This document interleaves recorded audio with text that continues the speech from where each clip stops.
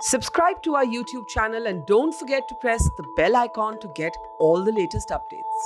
हम अभी सफदरजंग अस्पताल हैं और यहाँ पे जैसे कि हम सुबह से आपको दिखा रहे हैं कि किस प्रकार से जो डॉक्टर्स हैं वो हड़ताल पे बैठे हैं। कल पुलिस ब्रूटैलिटी हुई, अभी की जो अपडेट है वो ये है कि फॉडा के जो मेंबर्स हैं उनकी यूनियन हेल्थ मिनिस्ट्री से बात हो रही है। कुछ महिला डॉक्टर्स हैं जिनसे हम और कोशिश करेंगे समझने की कि इनके लिए ये मुश्किल कितनी बड़ी है, क्योंकि एक पढ़ाई है, ऊपर से काम है और उसके साथ इतना मेंटल प्रेशर, कितना मेंटल प्रेशर झेलना पड़ रहा है अभी आप लोगों को। देखिए, जब हम डॉक्टर बनते हैं तो ये सब नहीं सोचते। हम अपने प्रोफेशन के लिए बहुत इस तरीके का एटीट्यूड नहीं रखते कि हमारे पर कितना प्रेशर आएगा। और काउंसलिंग जो मई में होनी थी, जो नए डॉक्टर मई में आने थे, वो नवंबर तक नहीं आए। हम लोगों ने ना कोई स्ट्राइक करी, हम आराम से काम कर रहे थे। ओवरबर्डन थे तब भी हम लोग काम कर रहे थे। लेकिन जब ये देखा गया कि थर्ड वेव आने वाली है और देश के सरकार ये कह रही है कि उनकी पूरी तैयारी है, तब हमें आप लोगों के जरिए, मीडिया के जरिए जनरल पब्लिक को बताना चाहते हैं कि ये क्या तैयारी है।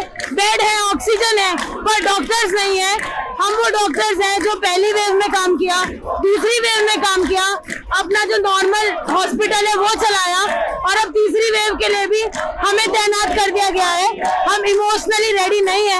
हमने अपनी आंखों के आगे अपने देश के लोगों को मरते हुए देखा है। कुछ इमोशनल ट्रॉमा हमें भी हुआ है और हम तीसरी बार ये करने के लिए रेडी नहीं है।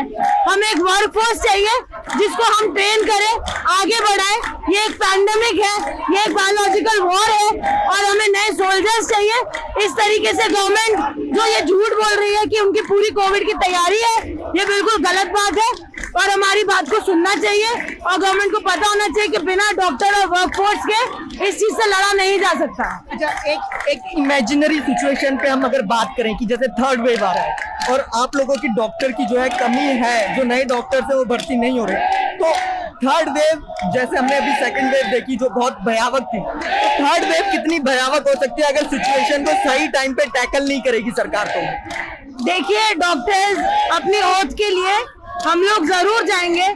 देश का कोई भी सिचुएशन होगी, पैंडेमिक होगी, जरूर काम करेंगे। लेकिन एक ड्राइवर जो 36 घंटे से गाड़ी चला ही जा रहा है, वो और कितनी गाड़ी चला सकता है, कितने अच्छे से चला सकता है, सरकार को समझना चाहिए।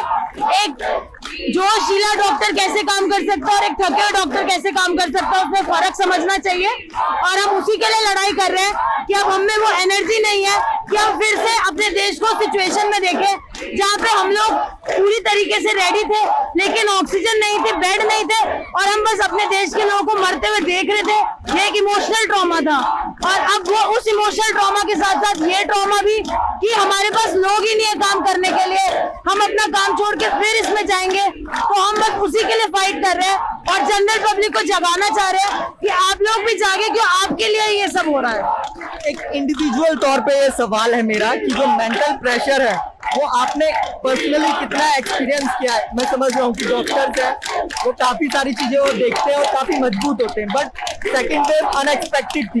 किसी ने नहीं सोचा था कि इतना काम होगा, महीने भर घर नहीं आए गए आप, 48 घंटे 72 घंटे लगातार काम। तो पर्सनली आपको इंडिविजुअल तौर पे कितना मेंटल प्रेशर झेलना पड़ा?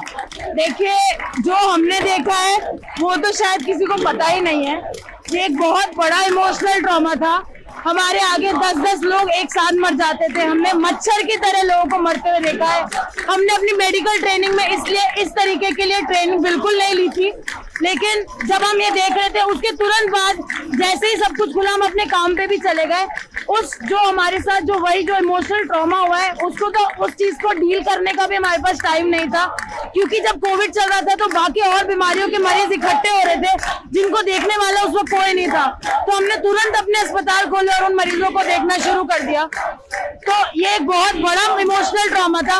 हम लोग अपने परिवार वालों को भी अपने अस्पताल में बेड नहीं दे पा रहे थे, डॉक्टर्स के माँ बाप को भी वो अपने अस्पताल में बेड नहीं दे पा रहे थे, क्योंकि हम लोग बस लगातार काम कर रहे थे, घर नहीं जा रहे थे और इस तरीके का एनवायरनमेंट के लिए हम बिल्कुल प्रिपेयर्ड नहीं थे। ये एक बहुत बड़ा जो इमोशनल हमारे साथ ट्रॉमा हुआ है और उसकी तो हमने मांग भी नहीं करी।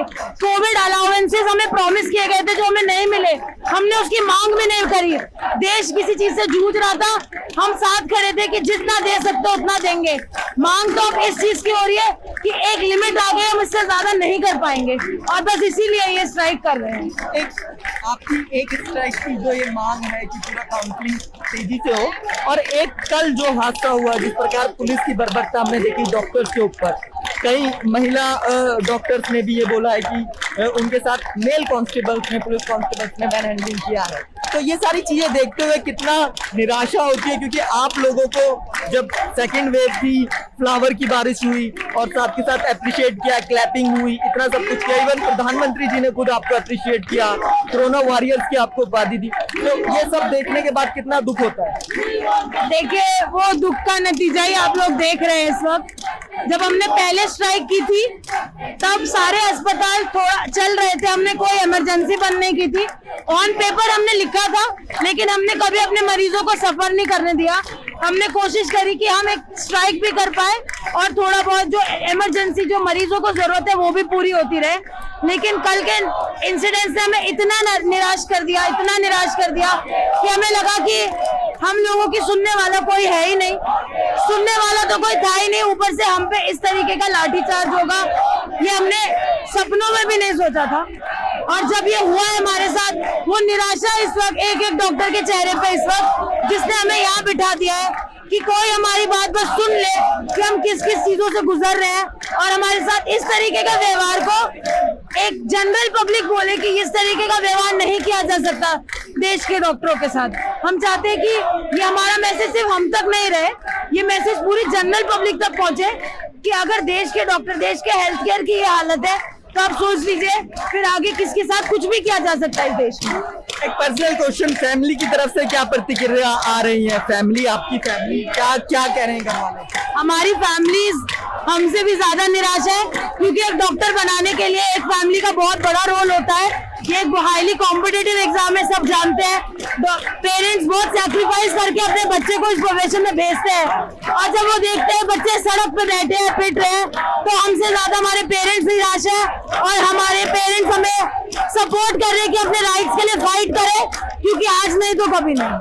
Thank you. तो ये महिला डॉक्टर थी जिन्होंने हमें बताया कि पर्सनली तौर पे उनको बहुत ही ज्यादा मेंटल प्रेशर जो है सेकंड वेव के दौरान भी झेलना पड़ा, और उसके बाद अभी जैसी स्थिति है, जो डॉक्टर्स की कमी है उसकी वजह से और ज्यादा मेंटल प्रेशर झेलना पड़ रहा है। और फैमिली जो है वो भी इनके सपोर्ट में, वो भी काफी निराश है सरकार के इस बर्ताव से, लेकिन पर वो भी उनके साथ है और उनके हकों के लिए खड़ी हुई है।